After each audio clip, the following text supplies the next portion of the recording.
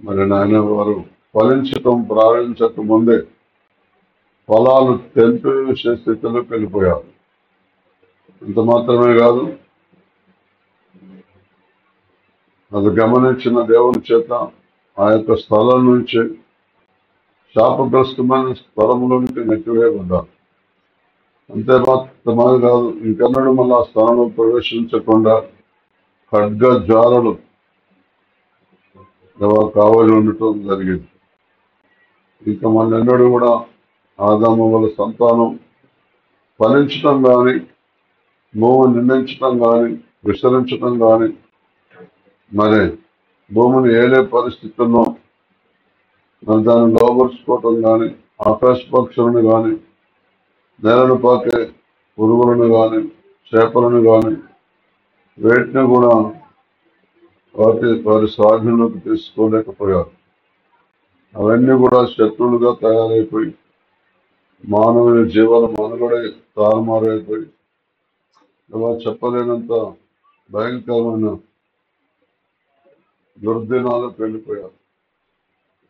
ఆ సంతానం నుంచి యేసు ప్రభువుని వారు చేసిన పాపానికి ప్రాయశ్చిత్తంగా, పాపానికి పరిహారంగా అతన్ని అప్పగించి నీ కుమారుని బలిగా అప్పగించి తిరిగి మానవులకు ఏదైనా తోటలో ఎలా ఉన్నారు అలాగూ తిరిగి స్వతంత్రింపజేశారు.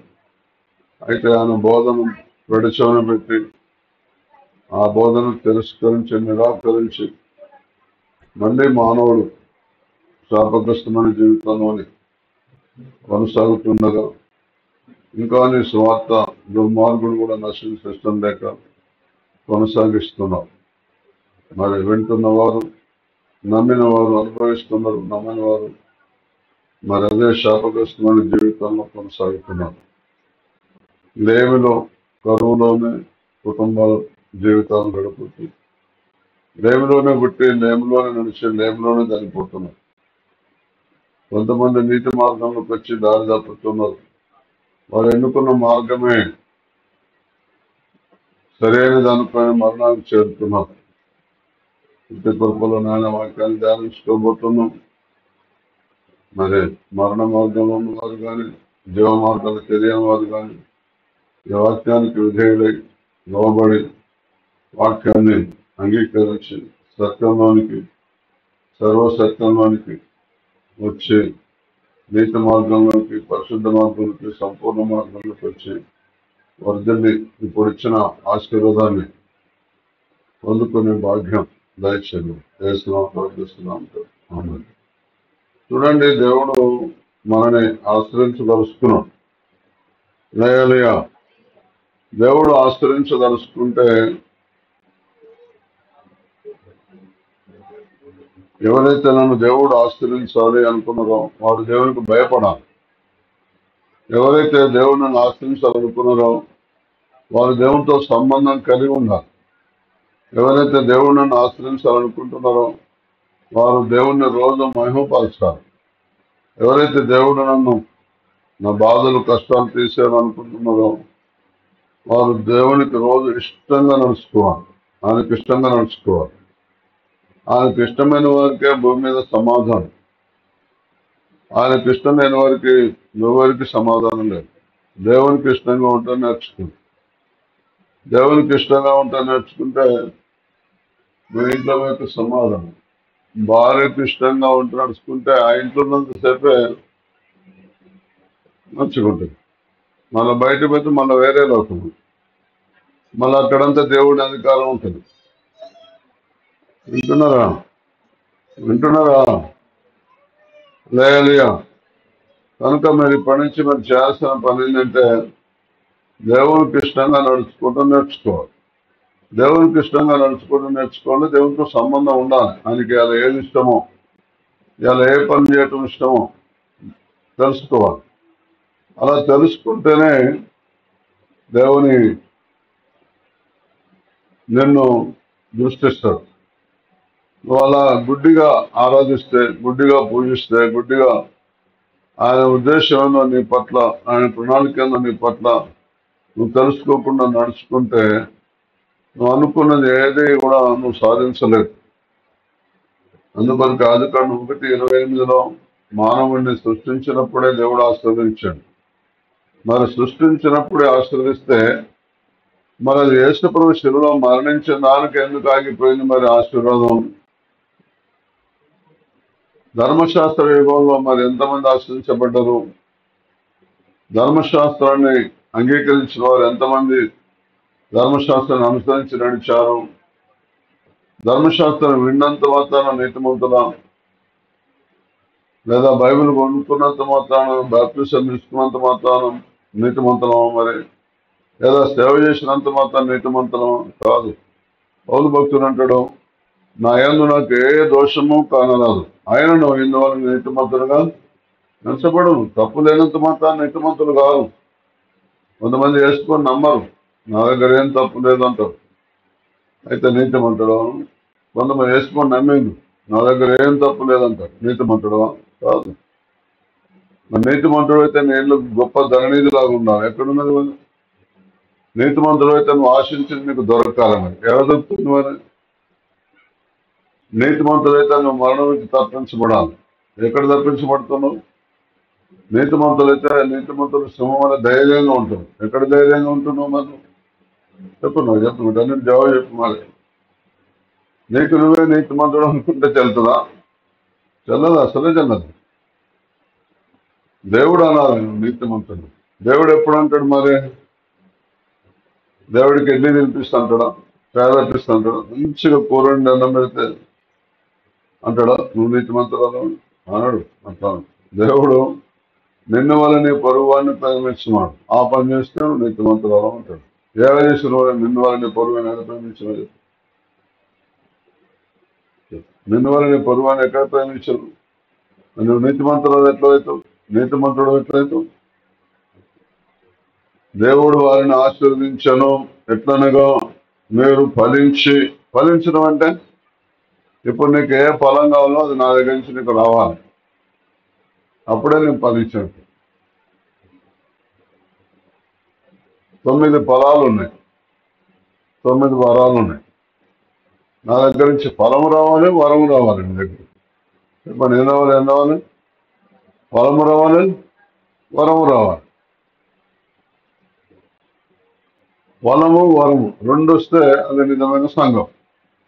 మా చొప్పదండి సహవాసం వచ్చినప్పటికీ ఇక్కడ ఈ కరీంనగర్ జిల్లాలో పరిశుద్ధాత్మ అభిషేకం అనేది తెలవదు. ఒకరు తెలిసిన ఒకటే ఒక సంఘం ఉండే కరీంనగర్లో, పరిశుద్ధాత్మ అభిషేకం సంఘం. అది కూడా కోర్టు తాళం వేసింది చర్చికి నేను వచ్చిన రోజుల్లో. 1993, 94 రోజుల్లో, 92లో ఇక్కడ ఈ చర్చికి తాళం వేసింది ఆత్మ సంఘాన్ని. అది కూడా మళ్ళా ఆ సంఘం కూడా ఎక్కడది? మా సంఘమే ఖమ్మంలో. ఎంపీ జాన్ గారు అని ఐపీసీ సంఘం విశ్వాసే. ఆ అమ్మ కూడా అక్కడ పాస్టమ్ గారిదామనే సంఘం పెట్టబడి, ఆమె కూడా మా సంఘమే ఖమ్మంలో. అయితే దేవుడు వారిని ఆశించి ఎట్లనగా మీరు ఫలించాలంటే ప్రజలకు మన దగ్గర నుంచి ఫలాలు, ఒక సంఘం జీవవృక్షం. ఆ జీవవృక్ష ఫలాలు భుజించాలి. ఆకలితో ఉన్నవారు ప్రేమ అనే ఆకలితో ఉన్నారు, సంతోషం అనే ఆకలితో ఉన్నారు, దీర్ఘశాంతం అనే ఆకలితో ఉన్నారు, దయాలత్వం అనే ఆకలితో ఉన్నారు. అంటే ఎవరు వాళ్ళ మీద దయ చూపించటంలే, అట్లా ప్రేమ ఎవరు వాళ్ళకి ప్రేమ చూపించటంలే. అలా తల్లిదండ్రులు కూడా చూపించట్లే, అన్నదమ్ములు కూడా చూపెట్టలే, భర్త కూడా చూపెట్టలే, భార్య కూడా చూపెట్టలే. అలాంటి వారికి దేవుని సంఘంలోకి వస్తే ఆ ఫలాలు వాళ్ళు భుజించాలి. ప్రేమ, సంతోషం లేదు, పని చేసుకున్న సంతోషం లేదు, పిల్లలు పెట్టిన సంతోషం లేదు, ఉద్యోగంలో సంతోషం లేదు. ఆ ఫలాలు ఆ సంఘం నుంచే లోకానికి అందియాలి. క్రైస్తవ సంఘం అంటేనే జీవవృక్షం. జీవవృక్షం అంటేనే ఆత్మ ఫలాలు, ఆత్మ వరాలు. వింటున్నారా? ఆత్మ ఫలాలు, ఆత్మ వరాలు జీవవృక్షం అంటేనే. కనుక ఇవి భుజించాలి. ముందు ఫలిస్తేనే మనం విస్తరిస్తేనే అభివృద్ధి చెందుతాం. అభివృద్ధి చెందితేనే భూమిని లోపరుచుకుంటాం. భూమిని లోపరుచుకుంటేనే భూమిని ఏలుతాం. అయితే నువ్వు వచ్చినాకనే ఆ, పరిశుద్ధాంశం కుమ్మరించబడతాం. అప్పుడు ఉండొచ్చు, కుమ్మరించబడవచ్చు 50, 60, 100, 200, 300 మంది ఉండొచ్చు. కానీ మా పరీక్షల ద్వారా 1,00,000కి మించిన మంది, 75,000 మంది కంటే ఎక్కువ మంది పరిశుద్ధాత్మాభిషేకం మంది, 1,30,000, 40,000 మంది బాప్తిస్మం తీసుకున్నారు. కనుక ఇట్లా నేను ఒక్కడు ఉంటే పెద్ద దేవుడు సంతోషమా?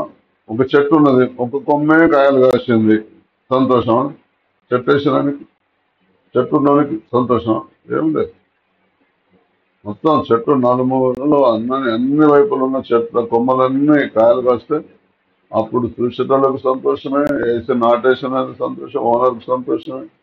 ఎవరు చూస్తే మనకు అబ్బా ఈ చెట్టు బలే అని మనం నిగని మన మొత్తం అది ఎవరింటాను ఉండని ఆ చెట్టు చూడగానే మనకు సంతోషం అవుతుంది. దయచేసి అలా ఉండద్దు. నువ్వు నేను కొమ్మం. యోసేపు అనే ఒక కొమ్మ ఐగుప్తు దేశంలో దేవుడు నాటాడు. అది ఎంతవరకు విస్తరించిందో తెలుసా? యూఫ్రటీస్ నది వరకు, భూదిగంత వరకు విస్తరించింది. అట్లా ఉండాలి.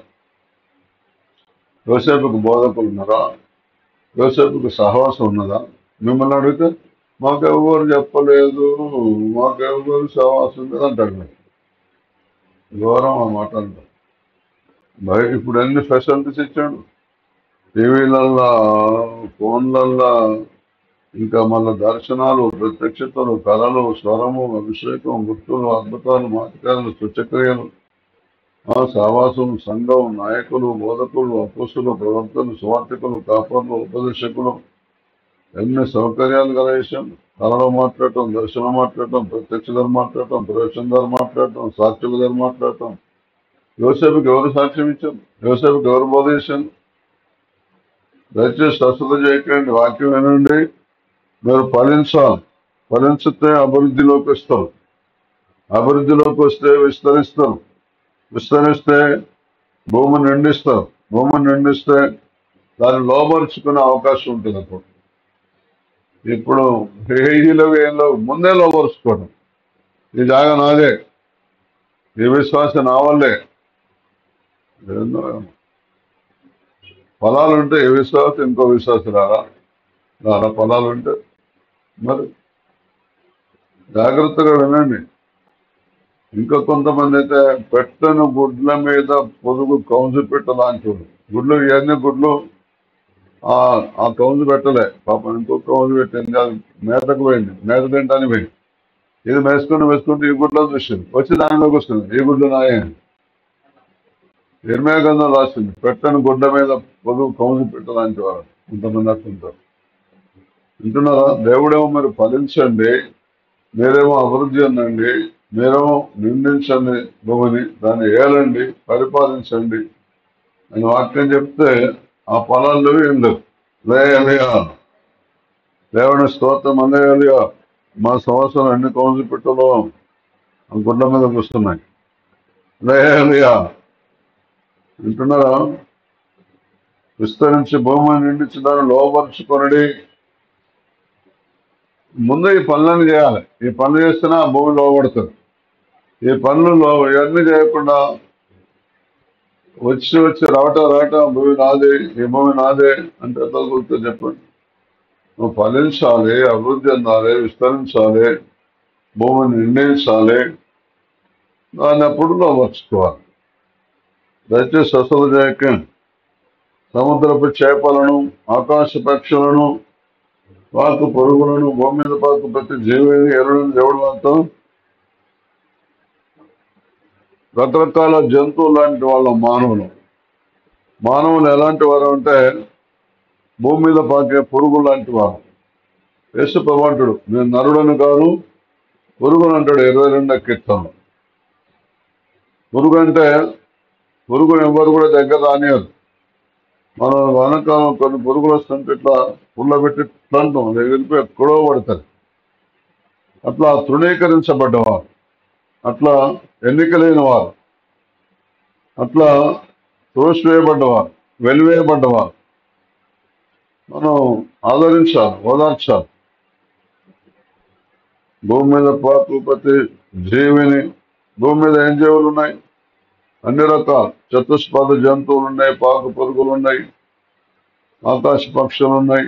అన్ని వీటన్నిటిని మనం ఏలాలి. అంటే పక్షులు లాంటి వారిని మార్పులను తీసుకురావాలి. వాడు ఊరికే వాగుతూ ఉంటాడు, లొట్టి మీద కాకిలాగా అంటాడు కొంతమంది. ఇంకా పక్షుల పేర్లు ఇప్పుడు మనం కౌజు పెట్టాము మనుషులు. అట్లా రకరకాల స్వభావాలతో మనుషులు ఉంటారన్నమాట. అట్లా మనుషులు మనం ఏం చేయాలి? ఏలాలి. ఏలాలంటే పరిపాలించాలి. పరిపాలించాలంటే ఏం చేయాలి? ముందు మనం ఫలించాలి. ఫలించే వారంగా ఉండాలి. పొలాలంటే ఆత్మ పొలాలు వేరు, మారుమనసు తగిన పొలాలు వేరు. మారుమనసు తగిన పొలాలు ఏంటి? కొండలు చెప్పకూడదు, ఇక్కడ సంగతులు అక్కడ, అక్కడ సంగతులు ఇక్కడ చెప్పకూడదు. మారుమనసు తగిన పొలాలు ఏంటి? మనం ద్రవ్యం వడ్డీకి ఇవ్వకూడదు. మారుమనసు తగిన పొలాలు ఏంటి? 15వ కీర్తన అంతా మారుమనసు తగిన పొలాలు. యెహోవా నీ సన్నిధిలో నిలవదగిన వాడేవాడు, నీ పరిశుద్ధ స్థలములో ఉండదగిన వాడేవాడు, యథార్థమైన ప్రవర్తన కలిగి నీతిని అనుసరించడం, హృదయపూర్వకంగా నిజం పలకాలి. అది పొలాలన్నీ. యథార్థమైన ప్రవర్తన ఉండాలి, నీతిని అనుసరించాలి, అది పొలం. ఈ విధంగా మనం దేవుని సముఖంలోకి వచ్చిన తర్వాత బాప్తిస్వం తీసుకుంటేనేమో మారు మనసు తగిన పొలాలు ఉండాలి, ఆత్మ పొందితేనేమో ఆత్మ పొలాలు ఉండాలి. అయితే ఆత్మ ఫలమేమనగా ప్రేమ, సంతోషం, సమాధానం, దీర్ఘశాంతం, దయాలత్వం, మంచితనం, సాత్వికం, విశ్వాసం, ఆశా నిగ్రహం. ఆత్మ వరాలు, బుద్ధివాక్యం, జ్ఞానవాక్యం, అద్భుతాన్ని శక్తి, భాషలు మాట్లాడే శక్తి, భాషలు అర్థం చెప్పే శక్తి, దయాలు వెళ్ళగొట్టే శక్తి, రోగులను బాగు చేసే శక్తి. ఇవి ఆత్మ వరాలు, ఇవి ఆత్మ ఫలాలు. కనుక ఈ ఆత్మ ఫలాలు వరాలు కలిగి మనం భూమి మీద ఒక సంఘంగా, ఒక సమాజంగా ఉండాలి. అప్పుడు ఈ ఫలాలు భుజించిన వారందరూ కూడా దేవుని సముఖంలోకి వస్తారు. అప్పుడు వారిని ఏలాలి. ఏలటం అంటే దేవుని వాక్య ప్రకారం నడిపియటం, వారిని పరిపాలన చేయటం. దేవుడు ఏ వాక్యం చెప్పిందో, ఎవరికి ఏ వాక్యం, ఏమికున్న వాక్యం ఏమికి అవసరం లేదు, ఆమెకి ఇచ్చిన వాక్యం ఏమికి అవసరం లేదు. ఏం ఆలోచన లేదు, ఆమె ఆలోచన లేదు, ఆమె ఆలోచన. ఇప్పుడు మనిషికి తేడా ఉంటుంది. ఇప్పుడు నీ ఆలోచన ఒక తిరిగి ఉంటుందా? నీ బాధలు నా బాధలు ఒక తిరిగి ఉంటాయా? నీ దుఃఖం నా దుఃఖం ఉంటుంది. నీదొక రకమైన దుఃఖం, నాదొక రకమైన దుఃఖం. అట్లా అందరినీ సరి చేస్తూ అందరినీ తృప్తిపరచాలి. అది నీ కోరికను సిద్ధింపజేసే దేవుడు, నీ ఆలోచనలను సఫలం చేసే దేవుడు. కనుక దేవుడు వారిని ఆస్వాదించండు కానీ ఎంబటి ఆశీర్వాదం మీదకి రాదు. ఫలిస్తేనే ఆశీర్వాదం వస్తుంది, మనం విస్తరిస్తేనే ఆశీర్వాదం వస్తుంది, అభివృద్ధి పొందితేనే ఆశీర్వాదం వస్తుంది, మనం ఏలితేనే ఆశీర్వాదం వస్తుంది. ఈ పనులన్నీ జరిగినాక అప్పుడు ఆశీర్వాదం వస్తుంది. నీ దగ్గర పక్షపాతం ఉందనుకో, కొంతమంది వ్యక్తులు చూస్తారు, కొంతమంది చూస్తారు. నువ్వు సాగకుండా బతకకుండా పొట్ట బట్ట మట్టుకే ఇస్తాడు దేవుడు, ఇక మిగతా ఇవ్వడు. ఇక నిజంగా ఫలిస్తే మాత్రం సమృద్ధిగా ఇస్తాడు. మాకు గొర్రెలకు జీవం కలగటానికి, అది సమృద్ధిగా కలగటానికి దేవుడు ఇచ్చాడు ఈ లోకానికి. కనుక సమృద్ధి అంటే నీ గిన్నె నిండి పొందిపోవటం అన్నమాట. అట్లా ప్రతి ఒక్కరికి ఇస్తాడు. ఎవరికంటే ఫలించే వారికే, ఎవరికంటే అభివృద్ధి పొందే వారికే, ఎవరికంటే విస్తరించే వారికే, ఎవరికంటే భూమిని నిండించే వారికే, ఎవరంటే వారిని ఏలే వారికే ఇస్తాడు వాడిని. అంతేగాని నేను ఫలాల దగ్గరనే తప్పిపోయినాం అనుకో, కారు ఫలములు కారు ద్రాక్షలు కాయటకు కారణం ఏమిటి అంటారు. తప్పుదండి ఎవరో ఒక దొండ చెట్టు తీసుకొచ్చి బాయికాడేసారు. నేను రోజు చూస్తున్నా, రోజుకు తిరిగా దొండ చెట్టు తొందరగా పెరుగుతుంది. రోజుకు తిరిగేసాను, అది మళ్ళీ అది పూత పోసిందంటే పూతతోటే పిండి ఉంటుంది, ఉత్త పూత ఉండదు. దొండ చెట్టుకు పూత ఉన్నది, పిండే ఉంటుంది దానికి, ఉత్త పూత ఉండదు. బియ్య చెట్టు లాగా, సొర చెట్టు లాగా, కాకర చెట్టు లాగా ఉత్త పూతలు ఉండవు. కాకర చెట్టుకు పూత పిండే ఉన్న పూత ఉంటుంది, ఉత్త పూత కూడా ఉంటుంది. దొండ చెట్టుకు ఉత్త పూత ఉండదు, అన్ని పిందెలతోటే ఉంటుంది పూత. చూడండి ఎవరన్నా అక్కడ దొండ చెట్టు చూడండి. నేను అనుకున్నా, అమ్మా ఇది పూతకు వచ్చిందిగా, ఇక కాయలే కాయలు కాయలే కాయలు అనుకుంది. నాకు పచ్చికాయలు తినే అలవాటు. దొండకాయలు ఇంత లావైంది, నిగనిగలాడుతుంది. దాన్ని తెంపుకొని తింటే కటిక చేదు కాకరకాయలాగానే ఉంది. అదేందో కాకరకాయ చేదున్నా వండుకుంటుంది. ఎవరైనా దొండకాయ చేదు వండుకుంటారా? అసలు వండుకోరు. లేయా చేదు బీరకాయ ఉంటుంది తెలుసా? చేదు దోసకాయ ఉంటుంది తెలుసా? చేదు సొరకాయ కూడా ఉంటుంది. ఇంకెప్పుడు కలవలేదు. నాకు కలిసి తీసుకొస్తారు మీరు. చేదు సొరకాయ కూడా ఉంటుంది. అన్నిట్లా మంచిది ఉంటుంది, చెడ్డది ఉంటుంది. చేదు శనగ గింజలు ఉంటాయి తెలుసు కదా? పంటి కింద ముందు ముందు 4 పచ్చి మంచి 10 నెయ్యిల్లో ఒకటి చేదు తలిగింది. ఇప్పుడు మన మొత్తం ఇస్తారు కొంత తెలుసా? పల్లీలు తిన్నారా చేదు గింజలు? ఎట్లా మరి చేదు ఎక్కడి నుంచి వచ్చింది? చేదు గింజలు పెట్టిన మరి ఎక్కడి నుంచి వచ్చింది అది? బైబిల్లో రాసింది ఎబ్రి పత్రికలో చేదైన వేరు. చెప్పండి ఏ వేరట? చేదైన వేరు. వేరంటే ప్రేమ. కొందరి ప్రేమలో చేదు ప్రేమ ఉంటుంది. యేసు ప్రభువును ఇస్కరియోతుగా ఏమని చెప్పింది తెలుసా? నేను ఎవరిని ముద్దు పెడతానో ఆయనే ఆయన అన్నాడు. చెప్పండి అది ముద్దు పెడితే ముద్దు ఎవరు పెడతారు? ప్రేమతోటి కదా ముద్దు పెట్టేది. మరి ఆ ప్రేమలో ఏమున్నది? చేదు ఉన్నది, విషం ఉన్నది. అట్లా జాగ్రత్తగా వినండి. దేవుడు నిన్ను నన్ను ఎందుకు అనుకున్నాడు అంటే మనం ఫలించాలి. ఫలించడం అంటే ప్రేమ. ప్రేమ అంటే ఓపిక. ప్రేమ అంటే సహనం. ప్రేమ అంటే దీర్ఘశాంతం. ప్రేమ అంటే చేతగానితనం కాదు. ఇప్పుడు యేసు ప్రభు నిస్సహాయుడిగా చెరువులో మరణించాడు. అందరు ఏమనుకుంటారు? చూసిన అందరూ చేతగానుడు చేతగానుడు చేతగానుడు. ఇప్పుడు కొదుమ సింహం లాగా రాబోతుంది. ఆ చేతగానుడు వల్ల గుండె ఏమవుతుందో ఆ రోజు మరి యేసుపోయిన అపహాస్యం చేసిన వాళ్ళ గుండెలు ఏమైతే ఆ రోజు యేసుపోని నిర్లక్ష్యం చేసిన వారు, యేసుపోని తోసివేసిన వారు, యేసుప్రభు భక్తుల్ని కొట్టిన వారు, హింసించిన వారు, చర్చలు కూల్చిన వారు, వాళ్ళ గుండె ఏమవుతుంది ఆ రోజున?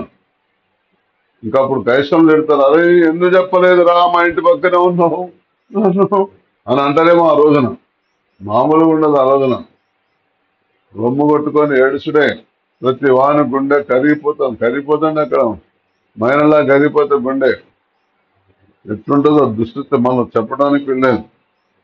కొరింథీయులకు రాసిన మొదటి పత్రిక 1:9 ఈ వచన ప్రకారం ఉంటే మీరు ఖచ్చితంగా ఫలిస్తారు. ఈ వచన ప్రకారం ఉంటే ఖచ్చితంగా మీరు అభివృద్ధి పొందుతారు. ఈ వచన ప్రకారం ఉంటే ఖచ్చితంగా మీరు విస్తరిస్తారు. ఈ వచన ప్రకారం ఉంటే మీరు ఖచ్చితంగా భూమిని నిండిస్తారు. ఈ వచన ప్రకారం ఉంటే ఖచ్చితంగా భూమిని లోపరుచుకుంటారు. అంతేగాని పరిశుద్ధాత్మ పొందినంత మాత్రాన, దర్శనాలు వచ్చినంత మాత్రాన, మనకు కళలు కన్నంత మాత్రాన, వింటున్నారా, ప్రవచనం చెప్పినంత మాత్రాన, పాటలు పాడినంత మాత్రాన, తీయటి రాగాలు వేసినంత మాత్రాన, తీయటి రాగాలు తీసుకొచ్చి ఏదేదో చేపించినంత మాత్రాన, మంచి బోధకులు తీసుకొచ్చి బోధించినంత మాత్రాన ఫలించాం. చదవండి. మన ప్రభు అయిన యేసుక్రీస్తును తన కుమారుని సహవాసమునకు మిమ్మల్ని పిలిచిన దేవుడు నమ్మదగినవాడు. చూసిన దేవుడు ఎవరి సహవాసాన్ని పిలిచిండో నిన్ను నన్ను, సంఘంలో ఉన్న ప్రతి విశ్వాసిని. నువ్వు ఏ సంఘం అని కానీ, ఏ సంస్థను కానీ, నువ్వు ఎవరితో సహవాసం చేయాలి? ఇప్పుడు మనం మీ సహవాసం ఏదంటే సంఘం పేరు చెప్తారు కదా. సరే చెప్పాను, తెలుసో తెలియక తప్పుకొని అనుకున్నాం. మరి నిజంగా సహవాసం ఎవరితో చేయాలి? చెప్పు. లోక సపోజ్ సహవాసం అంటారు, లేకపోతే కరీనాలు పేరు చెప్తారు సంఘం. సరే పొరపాటున పూర్తి జ్ఞానం లేక అన్నారనుకున్నాం. సరే పోటీ అసలైతే నిజంగా ఎవరితో సహవాసం చేయాలి? మన ప్రభు అయిన యేసుక్రీస్తు తన కుమారుని సహవాసానికి పిలిచిన దేవుడు నమ్మదగిన వాడు.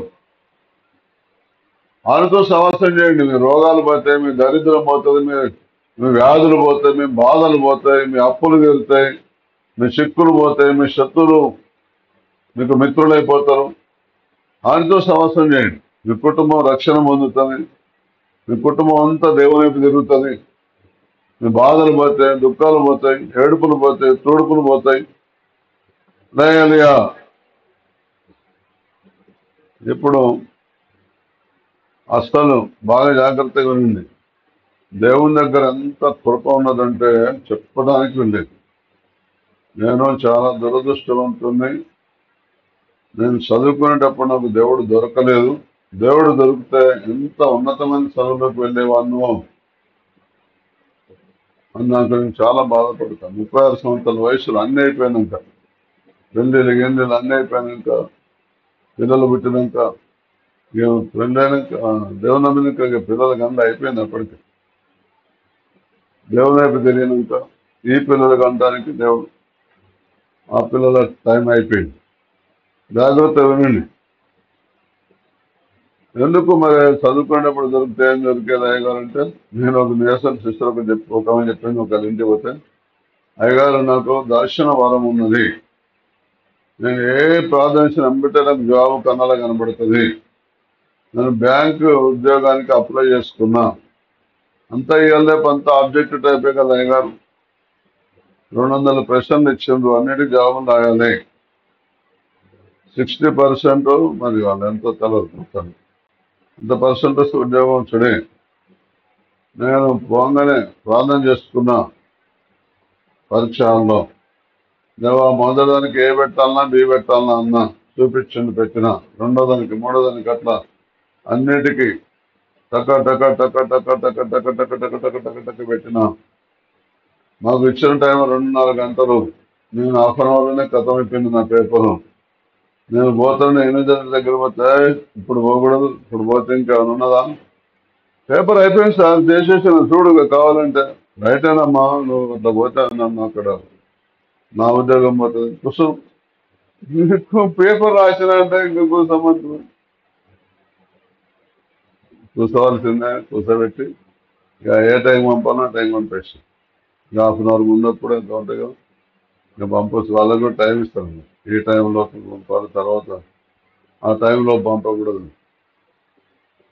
ఆమెకు జాబ్ వచ్చేసింది. ఒక ఆయన సేవకు పిలుపుందయా, రావాలి, ఇంటర్మీడియట్ ఫస్ట్ ఇయర్ రావాలంటే ఫస్ట్ ఇయర్ ఆఖరి రాసిండు. అయిపోయిన తర్వాత పిలుపు వచ్చింది. సెకండ్ ఇయర్ ఫస్ట్ జాయిన్ అయ్యిండు. పిలుపు వచ్చాడు. ఒక 7-8 నెలలు నాతో పాటే సేవలో తిరిగిండు. తీరా మళ్ళా పరీక్షల టైంలో 8 నెలలు స్వార్థ చెప్పాడు నాతో పాటే. పరీక్షల టైంలో మళ్ళా ఇంటర్మీడియట్ సెకండ్ ఇయర్ ఎగ్జామ్ రాసి పాస్ అయిపోయాడు. 8 నెలలు 9 నెలలు నాతోటే ఉన్నాడు. ఎటుపోతే అటు స్వార్థకు ఇచ్చాడు. మరి కాలేజీకి అసలు పోలేదు, పాస్ అయిపోయాడు. చెప్పండి ఎట్లా పాస్ అయ్యింది. మళ్ళా కాలేజీకి రెగ్యులర్గా వెళ్ళే వాళ్ళ రూమ్మేట్స్ ఫెయిల్ అయింది, ఆయన పాస్ అయ్యాడు. నేనైతే నా జీవితాలు అన్నిటిలో ఫెయిల్ అయిపోయాను. ఉద్యోగాలు, గవర్నమెంట్ ఉద్యోగం చేసి వదిలేసిన, ప్రైవేట్ ఉద్యోగాలు చేసి వదిలేసిన, వ్యాపారం చేసి వదిలేసిన, నా సొంత పెట్టుబడితో వ్యాపారం చేసి వదిలేసిన, బ్యాంకు లోన్లతో తీసుకున్న వ్యాపారం చేసి లాస్ అయిపోయి వదిలేసిన, స్నేహితుల దగ్గర అప్పు తగిలించుకొని వ్యాపారం చేసి చెప్పాలంతా నష్టపోయినా. మొత్తానికి దేవుని వల్ల మరణాన్ని వెతుకుతుంటే దేవుడు దొరికాడు. దేవుడు దొరికితే మంచిదే, కానీ ఆయన కుమారుడితో సహవాసం చేస్తేనే మనం ఫలిస్తాం, సహవాసం చేస్తేనే మనం అభివృద్ధి చెందుతాం, సహవాసం చేస్తేనే మనం విస్తరిస్తాం, సహవాసం చేస్తేనే భూమిని నిండిస్తాం, సహవాసం చేస్తేనే భూమిని ఏలుతాం. భూమి అంటే ఎవరు? దేశం అంటే మట్టి కాదే, దేశం అంటే మనుషులే. మనుషుల్ని ఏలుతాం అన్నమాట. లేదుగా ఇంటున్నారా?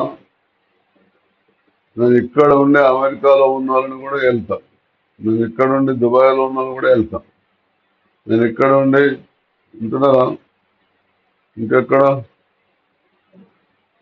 ఎక్కడ నుండి భూమి మీద వాళ్ళని ఏలటం అంటే పరిపాలించడం అంటే దేవుని వాక్యం ప్రకారం నడిపించటం అని అర్థం.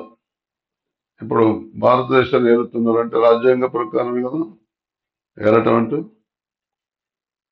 ఇది ఈ బైబిల్ ప్రకారం చేయటం అని అర్థం. అలాగూ నువ్వు నేను కాదు, సంఘం అంతా అదే పని చేయాలి. ఎప్పుడు చేస్తామంటే ఆయన కుమారుడితో సహవాసం చేస్తేనే ఆ పనులు చేయగలం. నువ్వు ఆ కుమారుడితో సహవాసం చేయకుండా నేను కుమారుడితో సహవాసం చేస్తున్నా అని నీకు నువ్వు అనుకుంటే వేసుకోమంటే నువ్వెవరో నాకు తెలియదు అని ఒక రోజు ఉన్నది మనకు. ప్రభువా ప్రభువా నువ్వు పలుకు ప్రతి వాడు పరలోక రాజ్యంలో ప్రవేశింపడుగా అని రాస్తున్నది. వింటున్నారా? మత్తయి సువార్త 7:21 చదవండి.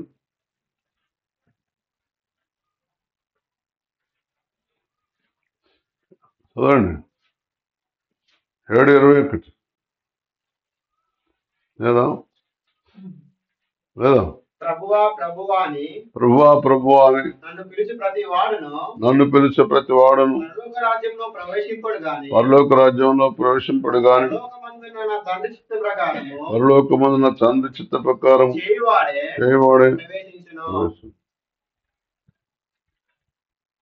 కనుక మరి పరలోకమున్న తండ్రి చిత్తం కుమారుని తప్ప ఎవరి తెలవదు.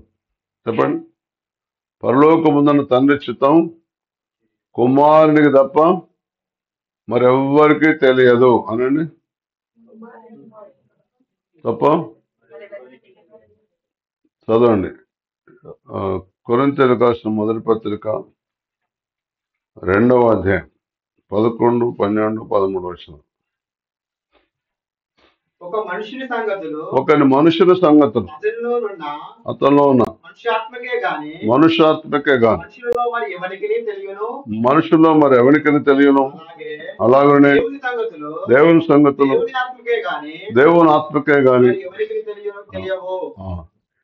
చూసిన దేవుని సంగతులు దేవుని ఆత్మకే.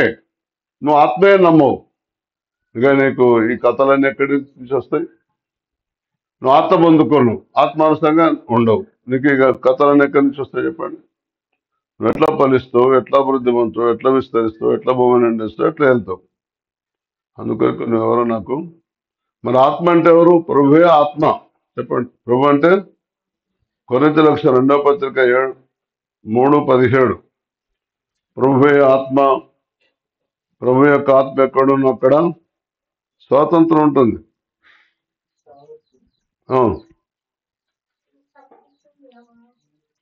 2వ పత్రిక 3వ అధ్యాయము 17వ వచనము. ఎంత మటుకు ఎవరికి? ప్రభువే ఆత్మ. మరి నేను 2వ పత్రిక అన్నా, నువ్వు మొదటి పత్రిక చదువుతున్నావు. 2వ పత్రిక 3వ అధ్యాయం 17వ వచనం. ప్రభువే ఆత్మ. ప్రభు యొక్క ఆత్మ ఎక్కడ ఉండను అక్కడ స్వాతంత్ర్యం. స్వాతంత్రం అంటే అర్థమైంది. దేవుని ఆత్మ ఎటు పంపిస్తే అటు పోవటం, దాన్ని స్వాతంత్రం ఉంటుంది. దేవుని ఆత్మ ఏం చేయాలనుకున్నది నువ్వు చేయటం, దాన్ని స్వాతంత్రం అనుకుంటావు. తెలుసా? స్వాతంత్రం అంటే ఇప్పుడు ఈ స్వాతంత్రం కాదు. దేవుని ఆత్మ ఏం చెప్పిందో అది చేయటానికి ఆటంకం లేని స్థలాన్ని స్వాతంత్రం ఉంటుంది. కనుక మన ప్రభు అయిన యేసుక్రీస్తు తన కుమారుని సహవాసానికి పిలిచిన దేవుడు నీకు కొన్ని కోరికలు నెరవేరట్లే. నువ్వు అప్పుడు ఏం చేస్తావు? వేరే దారి ఎత్తుక్కుంటావు. ఏం చేస్తావు? వేరే దారి ఎత్తుక్కుంటావు. కానీ కోరిక ఎప్పుడు నెరవేరుతుంది? నువ్వు కుమారుడితో సహవాసం చేస్తే, ఆయన రోజు ఏం చెప్తే చేస్తే, నేను నమ్ముతే అని అప్పుడు నీ కోరిక నెరవేరుతుంది. నువ్వు నమ్ముతావు కాదు, దేవుడు నిన్ను నమ్మాలి, అప్పుడు నీ కోరిక నెరవేరుతుంది. నీ ఆలోచన సఫలమైంది. నేనైతే దేవా నువ్వు చెప్పినట్టు నడుస్తా, నా కోరిక మొత్తం నెరవేరాలి అని నేను తీర్మానం చేసుకుని నన్ను చెప్పినట్టు నడవటం ప్రారంభించాను. నా కోరికలు అన్నీ సఫలమైనవి. ఇంకా ఈ మధ్యన ఆయనే దేవుడు నన్ను మందలించాడు. నీ సంతోషం పరిపూర్ణమయ్యేటట్టు నీకు ఏది ఇచ్చట నీకు ఇష్టమో అది నన్ను అడగమను. అప్పుడు నేను దేవుని దగ్గర, దేవ మరి ఏది అడుగుతుంది నీకు ఇష్టమని అన్నావు కదా, నేను ఏది అడిగితే నీకు ఇష్టమో అది నాకు చూపెట్టు, నేను అదే అడుగుతాను. నాకు చూపించండు, అదే అడిగాను. లేయలియా. కనుక ఏంటి ఆ దేవునికి ఇష్టం అనేది అంటే, దుర్మార్గుడు కూడా నశించడానికి ఇష్టం లేదు. చదవండి 79వ కీర్తన 11వ వచనం. చెరలో ఉన్న వారి నెట్టూర్పుని సన్నిధికి రానిమ్ము, నీ బాహుబలాతిశయమును చూపుము, సావునకు విధింపబడిన వారిని కాపాడము.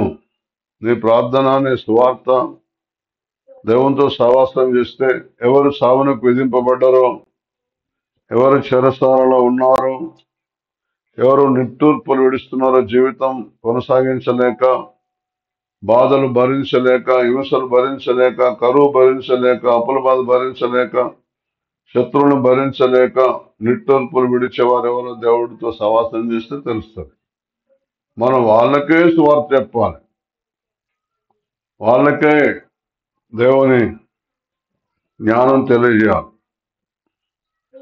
నీ సన్నిధిని రానిమని బాహుబలాత్స్యమును చూపము, సావునకు విధింపబడిన వారిని కాపాడు అని మనం మొరపెట్టాలి దేవునికి. మొరపెడితే దేవుడు వాళ్ళని మనకు బయలుపరుస్తాడు. వాళ్ళకు మాత్రమే సువార్త చెప్పాలి. ఇప్పుడు తీగలగుట్ట పిల్ల వచ్చిన అందరు చెప్పనక్కర్లే, కరీంనగర్ పోతే ఊరంతా తిరిగి దేవుని పంపిండని చెప్పనక్కర్లే.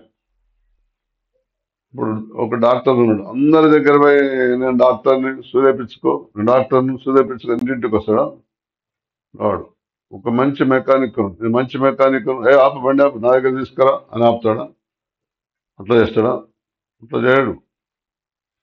కనుక నువ్వు మంచిగా చేస్తుంటే వాళ్ళే నీ దగ్గరకు వస్తారు, వాళ్ళే. కనుక అసలు చేయకండి. యోహాను రాసిన పత్రిక, యోహాను సువార్త 13:8 వచనం. మనం దేవుడిని నమ్మిన తర్వాత దేవుడు మన తప్పులు రోజు దిద్దుబాటు చేయాలి. వింటున్నారా? వాక్యం చేత మనం రోజు కడగబడాలి. మీరు రోజు ముఖం కడుతారా, వారానికి ఒకసారి కడుతారా? రోజు కడుతారా ముఖం?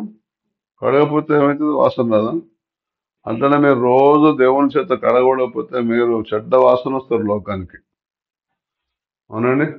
మేము రోజు దేవుని చేత కడగబడకపోతే మేము రోజు దుర్గంధాన్ని వెదలేదము అను. చదవండి, అక్కడ చదవండి 13:8. యోహాను సువార్త 13:8 చదవండి. పేతురు అంటాడు యేసు ప్రభుతో. యేసు ప్రభు తాను బాగా తగ్గించుకొని శిష్యుల దగ్గరకు వచ్చి పాదాలు కడటానికి అక్కడ పళ్ళెం సిద్ధం చేయబడింది, నీళ్లున్నాయి, తువాలున్నది. శిష్యుల పాదాలు తీసుకొని ఆ పళ్ళెంలో పెట్టి కడుగుతా. నువ్వు నా కాళ్ళు మొత్తం అసలు కడగొద్దు. అందుకు యేసు బాగానండి, నా శక్తి కానీ నా జీవం కానీ నీలోనికి రాదు. నేను నిన్ను కడగకపోతే నా భక్తి, నా శక్తి, నా మహిమ, నా మహత్యం, నా ప్రభావం నీలోనికి రాదు. అనగానే ఏమన్నాడు ఆయన తెలుసా? ప్రభా కాళ్ళు మాత్రమే కాదు, తలకాయ మొత్తం, ఈపు మొత్తం రుద్ది కడుగన్నాడు. యేసుప్రభు ఏమన్నా తెలుసా? స్నానం చేసిన వాడు కాళ్ళు కడుక్కుంటే చాలు. స్నానం చేసిన వాళ్ళు కాళ్ళు కడుక్కుంటే చాలు. అందుకొరకే పేతురు నీడబడితేనే రోగులు బాగా తెలుసా? యేసు సువార్త చెప్పినప్పుడు ఆయన పోయి ముడితేనే స్వస్థత అయింది, లేదా ఆయన ప్రభావం ఆయన నుంచి బయలుదేరి స్వస్థత కలిగింది. కానీ పేతురు యొక్క నీడబడితే చాలు, బాగా నీడబడంగానే మనిషి లేచి నడుచుడే. కనుక దయచేసి మీరు కూడా ఇప్పటి నుంచి అసలు చేయకండి. రోజు కనుక దేవుడితో సవాసం చేసే కుమార్తె స్వస్థాన్ని నేను కడిగిందనుకో, అసలు ఇక మళ్ళా మామూలుగా ఉండదు. పరిచర్య, నీ ఉద్యోగం పనిచేయదు, చదువు పనిచేయదు, అధికారం పనిచేయదు, వ్యాపారం పనిచేయదు, ఏది పనిచేయదు. నేను అప్పుడు అనుకున్న తెలియక నేను చదువుకుంటే అప్పుడు దొరికితే బాగుండు అంటే రోజులన్నీ వెనక్కి మళ్ళా చిన్నోళ్ళు అవుతావా? కావు. అప్పుడు నేను అనుకున్నది అయిపోయింది. ఇప్పుడైతే దేంట్లో కడుక్కుంటే మళ్ళా ఆయనలాగానే పాలు పంపులు ఉంటాయట ఆయన లోపల అని రోజు కడుక్కుంటాడు పొద్దున. హృదయ శుద్ధి గలవారు ధన్యుల వారు దేవుని చూస్తారు. ఈ రోజైతే నన్ను అడిగిన కడుగుడు మామూలు కడుగుడు కాదు. అసలు ఇక ఈరోజు మామూలు బలం రాలే, అసలు అట్లా వచ్చేసింది. అలయాలియా, నిన్ననేమో అనారోగ్యంగా పేషెంట్ లాగా ఉన్నా, ఇవాళ కడగంగానే మొత్తం మొత్తం చెప్పేసి బలం వచ్చేసాను. అందుకొరకే పేతురు అలయాలియా కడగరాదని ఆయనతో అనను, అందుకు వేస్తూ నేను కడగంగా నాతో నీకు పాలు లేదన్నాడు. చూసారు, కలుగుతేనే మనకు పాలు పంపులు ఉంటాయి. ఆయన మహిమలో, ఆయన జ్ఞానంలో, ఆయన శక్తిలో. కనుక దేవా నన్ను కడుగు కడుగు కడగనండి. కడగొద్దు కడగొద్దు కడగొద్దు అన్నారు. వింటున్నారా? అంటే కడగొద్దని నేను ఎందుకన్నానంటే, అప్పుడు వాను అంత గొప్పని పాపాత్తుని నా కళ్ళ పట్టుకొని కడగట్లేదు. అట్లా ఆయన ఉద్దేశం. మీ ఉద్దేశం మేము మా అమ్మమ్మలో కడుగుడైంది, ఎప్పుడో కడుక్కున్నాం. మీ ఉద్దేశం పేతుల్లాగా తగ్గింపు కాదు మన దగ్గర. పేతుల్లాగా తగ్గింపు కాదు. ఇంకా కడుక్కోవడం ఏందా? కడుక్కోవటం పొద్దున్న ఊరికే అయ్యగారు ఎప్పుడు ఇట్లా చెప్తాడండి, కడుక్కోవటం కడుక్కోవటం అంటారు. లేయా కడుక్కుంటే ఏమైతే తెలుసా? కళ్ళు తెరవబడతాయి. సులభమైన కోనేటికి వెళ్ళి కడుక్కోమన్నాడు. ఇప్పుడు ఏ కోనేరట? పుట్టుకతో గుడ్డివాడు వచ్చిండు. యేసు ప్రభా, చెప్పు ఏం కావాలి? నాకు కళ్ళు కావాలి. సులభమైన కోనేరు ఉంటది. ఆ కోనేటిలో కళ్ళు కొడితే ఎంబటి కళ్ళు తెరవబడతాను. సులోయమని అనగా పంపబడిన వాడని అర్థం. దేవుడు ఎవరిని సేవకు పిలిచి ఎవరిని ఆత్మతో నింపి, చెప్పండి దేంతో నింపి? కొలత లేని ఆత్మతో నింపి ఎవరినైతే మీ ఊరికి సేవకుని పంపిస్తారో ఆయన దగ్గర పడి మీకు కళ్ళు తెరబడతాయి. వింటున్నారా? అప్పుడు దానికి కళ్ళు మూయబడే ఉంటాయి. సులోయమని కోనేరంటే కోనేట్లంతా ఆకాశించబడ్డ నీళ్ళే ఉంటాయి. భూమి మీద భూజలాలు ఉండవు. కోనేరంటే అక్కడి నుంచి ఇక్కడి నుంచి జల రాదు. ఆకాశించబడ్డ నీళ్ళే ఆ కోనేరులో ఉంటాయి. అంటే కొండ మీద, నీ అంటే నీరు. అక్కడక్కడ సొరికలు ఉంటాయి పెద్ద పెద్దవి.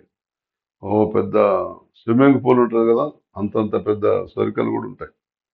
వాటిని కోనేరు అంటారు. మా ఊర్లో ఉన్నది అసలు కోనేరు. ఏ సంవత్సరం కూడా ఎండిపోదు అది. వింటున్నారా? ఏ సంవత్సరం ఎండిపోదు అది. కాకపోతే నీళ్లు తగ్గుతాయి, కొంచెం ఆవిరైతే కదా ఎండాకాలం, తగ్గుతాయి అంతే. అలయా జాగ్రత్తగా వినండి, అశ్రద్ధ చేయకండి. కొరింథీయులకు రాసిన మొదటి పత్రిక 16వ అధ్యాయం 13వ వచనం. మెలకువగా ఉండుడి. మెలకువగా ఉండడం అంటే ప్రేమతోటి ఉండండి. మెలకువతో ఉండంటే విశ్వాసంతో ఉండండి. మెలకువతో ఉండంటే నిరీక్షణ కోల్పోకండి అని అర్థం. అవిశ్వాసానికి వెళ్ళకండి అని అర్థం. విశ్వాసముందు నిలకడగా ఉండడి. కొంతమందికి ఇవ్వాలన్న విశ్వాసం రేపు ఉండదు, రేపు ఉన్న విశ్వాసం ఎల్లుండి ఉండదు, మొట్టమొదలు ఉన్నంత విశ్వాసం తర్వాత ఉండదు. పెళ్ళైనప్పుడు చూడండి, కొత్తలో భర్త మీద ఎంత విశ్వాసం ఉంటుందో ఇప్పుడంతా రోజు పలసపడతాయి. తెలుసా అంటే నువ్వు తెలియదు. తెలుసా అంటే విశ్వాసం నిలకడగా ఉండండి. లేయాలియా కొంతమంది అయితే ఆయన మీద నమ్మకం లేక విడాకులు తీసుకుని కూడా వెళ్ళిపోతారు. తెలుసా? ఎందుకు? నాకు లేదు, ఆయన మీద విశ్వాసం లేదు, కొత్త లేదో అనుకున్నా కానీ నేను అనుకున్నట్టు లేదని వెళ్ళిపోతాను. విశ్వాసం ఉంది నిలకడగా ఉండడి, పౌరుషము గలవారై ఉండడి, బలవంతులై ఉండడి. ఇక్కడ మనం మెలకువగా ఉండడి అంటే అది మన వల్ల జరిగే పని కాదు. మెలకు అంటే లోకంలో కలవకండి అని అర్థం. మనం పుట్టిందే లోకంలో, పెరిగిందే లోకంలో, పెరిగేదే లోకంలో, సచ్చేదే లోకంలో కలవకుండా ఎట్లా ఉంటాం. ఇప్పుడు పడవ ఉన్నది, సముద్రంలో ప్రయాణం చేస్తుంది. దాంట్లో నీళ్లు ఉంటాయా? సముద్రం నుంచి సన్న రంధ్రంతో నీళ్ళు వచ్చినా సరే మునిగిపోతుంది. సన్న రంధ్రమైనా సరే, సన్న రంధ్రం అయితే లేటుగా మునుగుతుంది, కొద్దిగా పెద్ద రంధ్రం అయితే తొందర మునుగుతుంది. అంతే తేడా.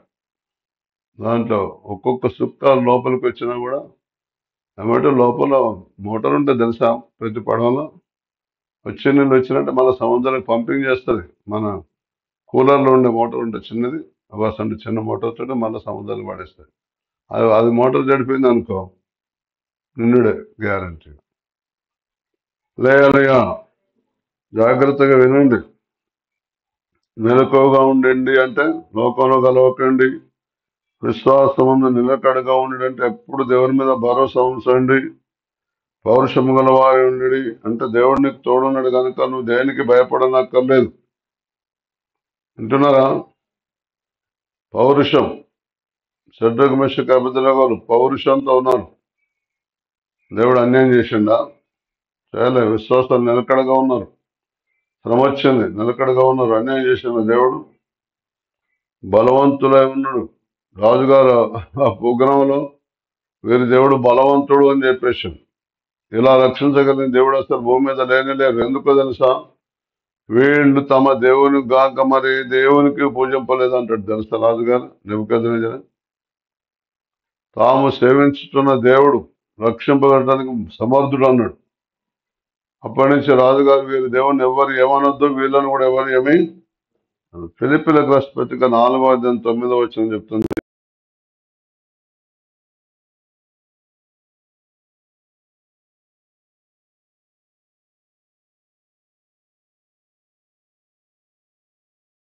సమాధానకర్తకు దేవుడు మీకు తోడుగా ఉంటాడు అంటాడు. చూడండి.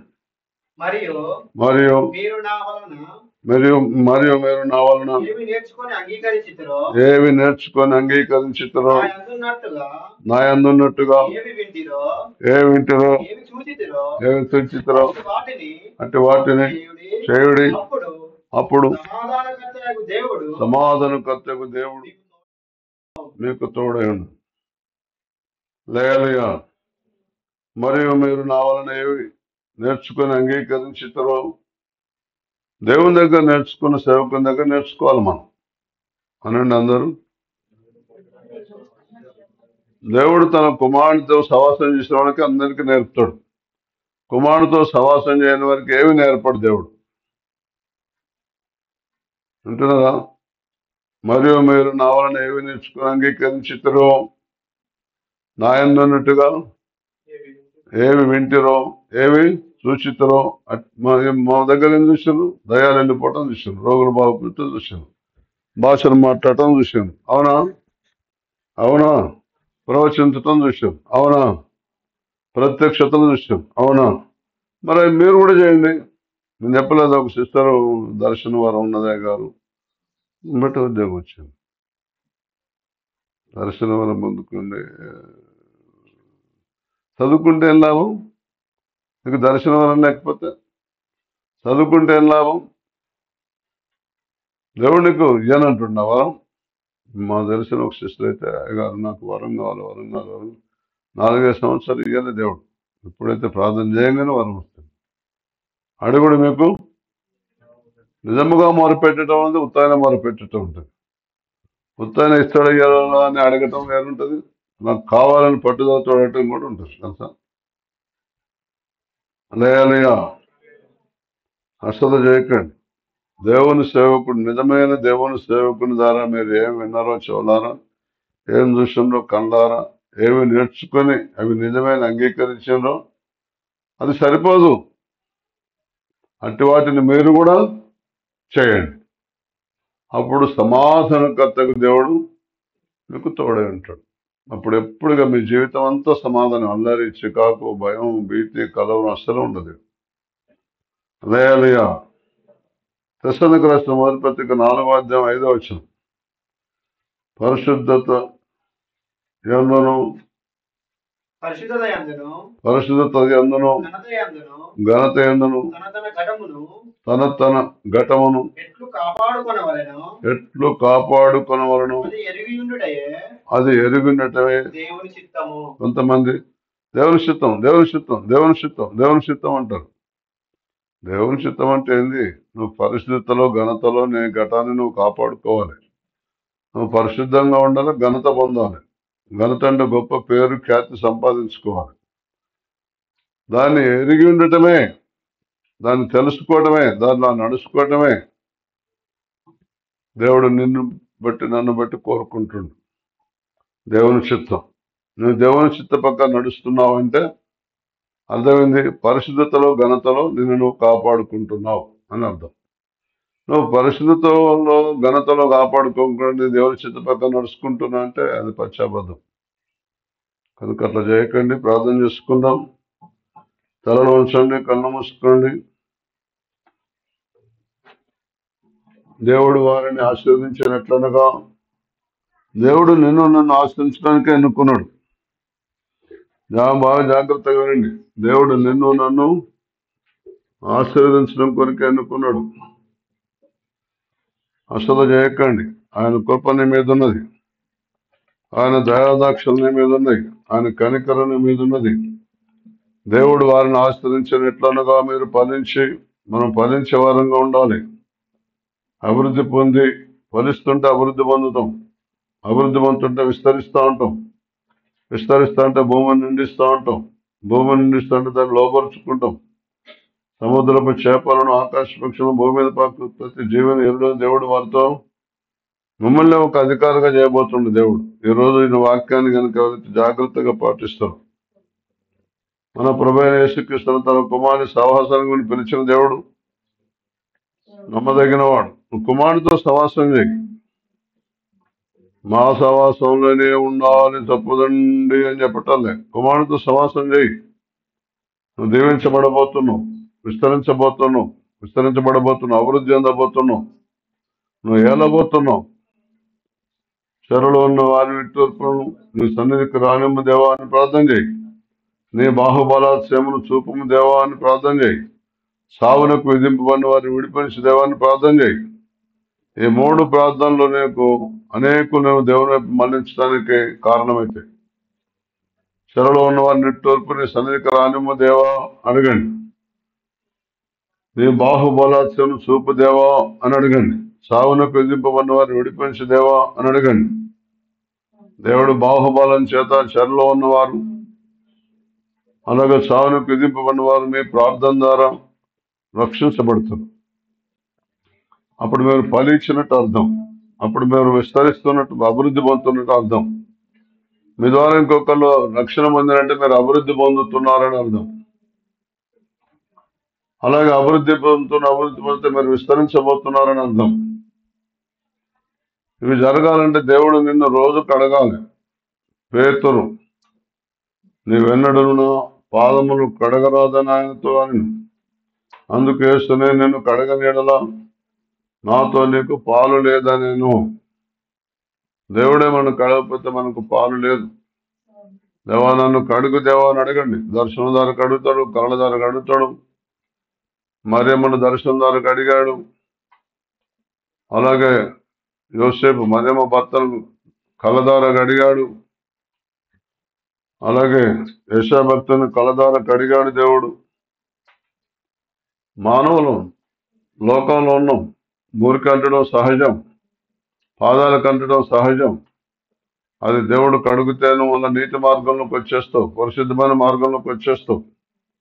మెలకువగా ఉండాలి, అనగా మురికంటకుండా చూసుకోవాలి. విశ్వాసం నిలకడగా ఉండాలి. పౌరుషం గలవారుగా, బలవంతులుగా ఉండాలి మనం. మరియు మీరు నా వలన విని నేర్చుకొని అంగీకరించితిరో, ఏవి నేర్చుకుని అంగీకరించితిరో అట్టి వాటిని చేయండి. నా ఏంటంటే ఏవి చూశారో, ఏవి విన్నారో అట్టి వాటిని చేయండి. అప్పుడు సమాధానకర్తకు దేవుడు మీకును తోడైండు. దేవుడు ఒక్కళ్ళకే దేవుడు తోడున్నాడు. సత్యం నేర్చుకొని అనుసరించి నడిచి అందరికీ తోడుగా ఉంటాడు. నువ్వు అభివృద్ధి పొందడానికి మూలాలు ఏమైనాయో, నువ్వు విస్తరించడానికి, నువ్వు పాలించడానికి మూలాలు ఏమైనాయో వాటి అన్నిటిని అనుసరించి నడుస్తాను. దేవుడు మీకు తోడుగా ఉంటాడు. పరిశుద్ధత ఎందును, ఘనత ఎందును తన ఘటమును ఎట్లు కాపాడుకున్నది ఎరుగునటే దేవుని చిత్తం. కనుక అశ్రద్ధ చేయకండి, దేవుని చిత్తంలో ముందుకు సాగండి. దేవుడు విన్న దీవించును గాక. ఆమేన్. ప్రార్థన.